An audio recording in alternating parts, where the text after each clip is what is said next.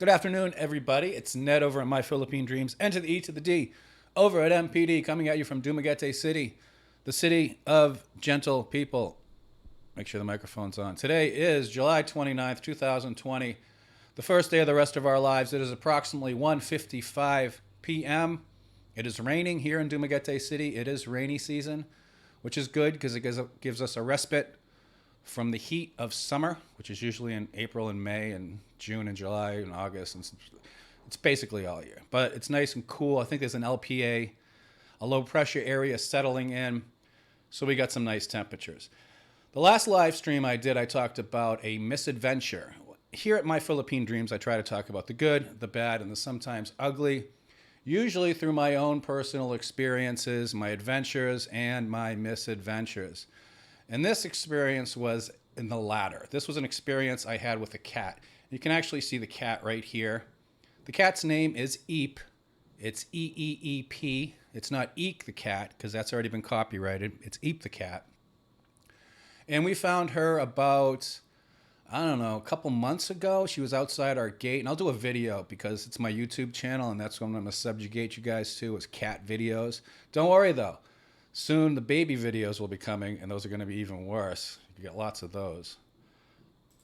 And we found her outside our gate. She had been abandoned by her mother. She was in horrific shape. And if you saw the video on my Facebook when we first got her, you'll know what I mean. She had eye infections. She's deaf. She's got a broken brain. She's not doing well. Now she's got broken ribs. She's got broken tail. We should have called her Lucky, actually.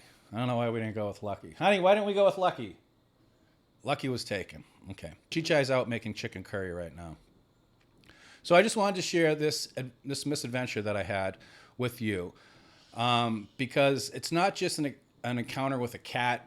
It's also an encounter with life, and it shows a pattern of behavior that I've exhibited and I've had for a long time. And if I'm ever gonna, become a better person, I need to get out of this state of mind. All right, so basically the long and short of it, I'll spare you all the details. We had a brownout the other day. This was about 2:30 in the morning. The power went out. The air conditioning went off, so I immediately woke up. Chichai was in the bedroom. I was in the office. And when the power went off, the beeping from the UPS, we got a UPS attached to the modem and the router. It started beeping, and after about 20 minutes, the power didn't go back on, and the beeping got faster and faster and faster. Finally, the UPS died. So we didn't have internet. We had no lights. So about 2:45 in the morning, I decide I'm going to go out and hook up the car generator. You guys know I bought an inverter. You hook it up to the car, and you can run all your, gadgets, fan, router, modem, all that stuff off of it. So I get up. I'm like in a bad mood. I'm in a bad space. I'm angry. I'm frustrated because it's a brownout. It's inconvenient. First world problems. And I open the door. It's complete darkness.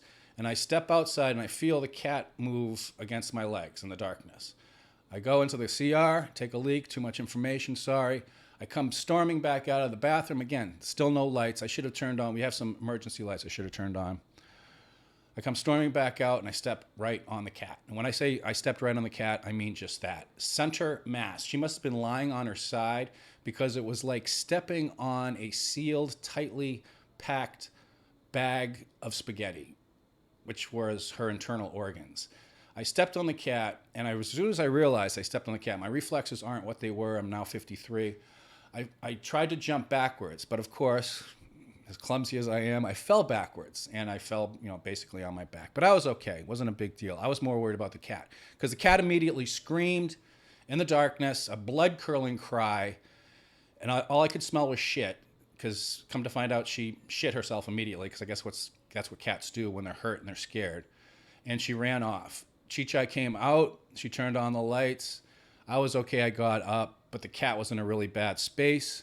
It had hidden under a table, as cats do and animals do when they're injured.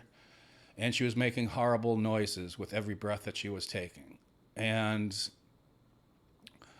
so I'm always catastrophic. That's another problem that I have. I always assume the worst. I assumed I crushed her internal organs and the poor little thing. And you can see, she's a sweetheart. She really is a sweet cat. She's deaf, so she's kind of challenged and she's got some other issues, but she's a nice cat. She's a nice, God's creature.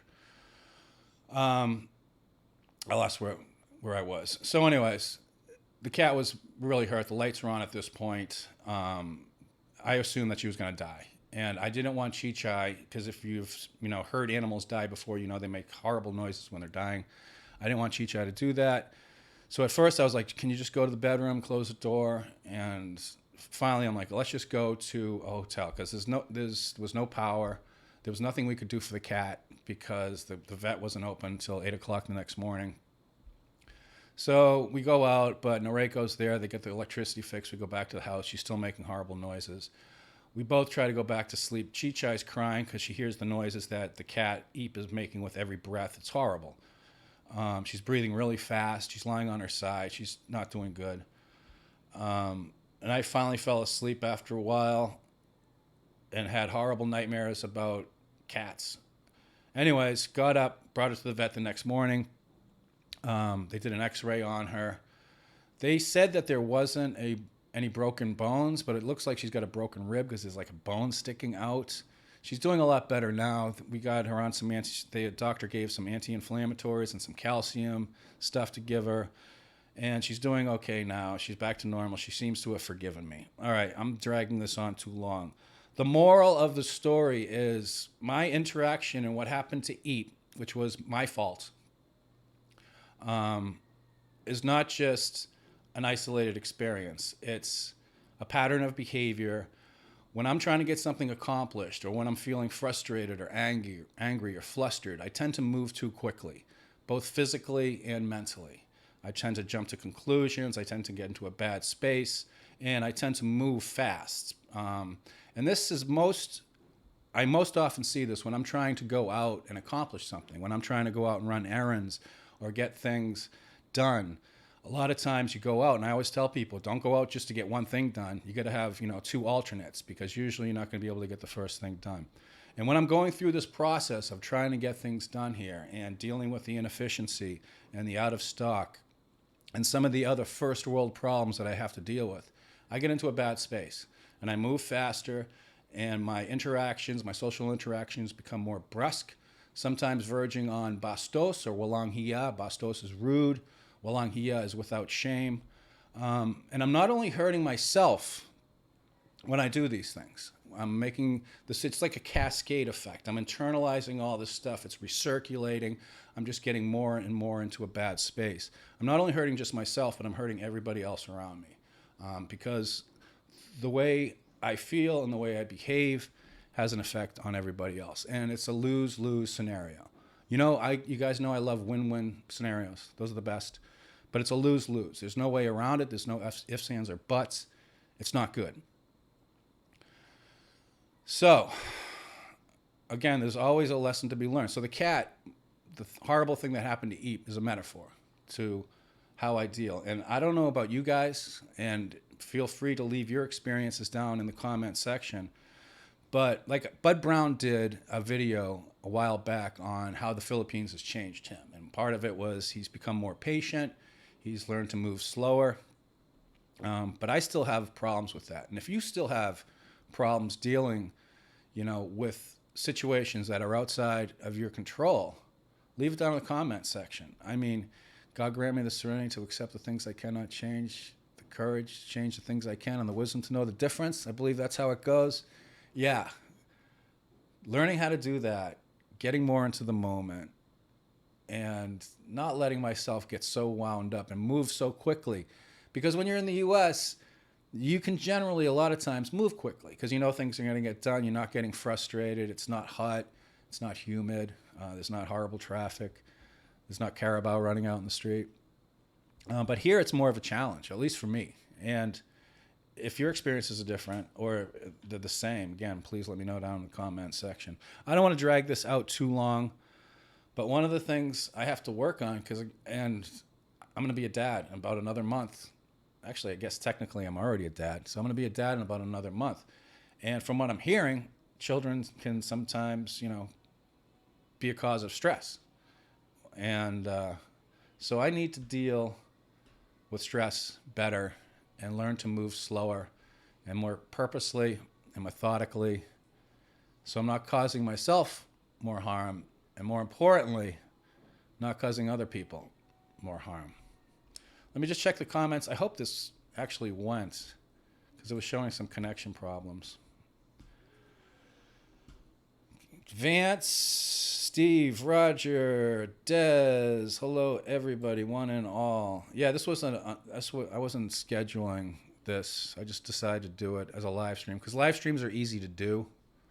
Live streams are easy to do. Roger Gordon says, when in the Philippines, I always brought a big, thick book to read, and I'd let my wife do the talking with the bank tellers, bureaucrats, etc. Yeah, I do the same thing. I got my Kindle a lot of times when I'm going out on missions, especially if I know I'm going to be queuing up. I'm going to be waiting in line somewhere. I'll bring my Kindle, which keeps me calm. But with Chicha pregnant, you know, she can't go out and do these things. And I don't want her going out to be, so there's two of us being exposed to a possible dreaded malady. But I hear you. Vance Walden says, it is okay, Ned. We can all relate. We all experience similar scenarios. And that's when I find a quiet solitude space and hit my knees and talk to our creator. Yeah, I do that sometimes too. Well, not to that extent. But when I'm just fed up and I've had enough, I usually get to my safe space, which is my room or the office, turn on the air conditioner, turn off the lights, curl up with my Kindle, and cry myself to sleep. That's how I do it. That's how I deal with it. So anyways, another thing, if you're not in the Philippines or you're thinking about coming to the Philippines, retiring to the Philippines, visiting the Philippines, and you want to get a dog or a cat, it's very simple because they're all over the place. I'm a sucker for animals that are hurt. And as soon as I saw this poor little kitten and she had pus coming out of her eyes, she couldn't see. Obviously, we found out later she couldn't hear. The mother had abandoned her probably because she was so sickly and couldn't hear. I was going to pick up Chichai from her sister's house. And when we came back, I knew that Chichai, that we were going to end up with this cat, and we did. And it's a nice cat. It's a sweet cat. But you don't need to buy cats or buy dogs in the Philippines. A lot of Filipinos, they like the purebreds. They love the Japanese Spitzes. They love the Shih Tzus. It's like a status thing. They love the bullies, which are pit bulls. But as far as just getting a dog, all you got to do, and this is my patented method, is get a chicken, eat all the chicken, take all the bones, and create a trail of bones into your yard. And a local stray dog, you know, Ascal, Asong Collier, they call him now Aspin, Asong Pinoy, will wander into your yard. You close the gate and you develop that relationship, and the dog's yours. It's easy peasy. Plus, Ascals are freaking bulletproof. Like, except for Eep. Eep is a wild cat, but she's been to the hospital twice so far, and she's only got 5 lives left. She's used up 4 of her lives. Hello, Mr. Ron. Okay, here we're going in with Roger Gordon. Roger Gordon says, Ned, a great way to slow down is to copy the typical barangay Pinoy guy. First, put on rubber slippers. I got those. I'm actually wearing them right now. Second, roll up your t-shirt above your chest with your belly sticking out and walk very slowly. Roger Gordon, that is obviously the voice of observational experience. You've seen that. I'm slowly starting to come around to that and appreciate it more and more. Or just hanging out in the little nipa things on the side of the road with your little group of friends there. Vance Walden says, our family always picks up strays all over the place. I think we have 7 dogs now. Yeah, that's a problem too. Like, we got to bring Eep to get her fixed, even though she's deaf and she's not going to be going outside. Because if she goes outside, I don't think... First off, Angel still wants to murder her. And I don't think it's good for a deaf cat to be going outside. I'm not sure. Anyways, I hope everybody is well. Tomorrow I'm going to try to cobble together. We actually went to a Latino restaurant this last weekend. Chicha, her sister, and I. And we did a video on that. And we also got, as I warned you, the cat video that I'll be putting up soon. The Adventures of Eep. But I hope everybody is well. Everybody is taking care of themselves during this dreaded malady. Be well. Puppies. And thanks to everybody who commented. Appreciate that also. And puppies, rainbows, unicorns, and kittens with only 5 lives left for all. See you next time on My Philippine Dreams. Bye. Bye.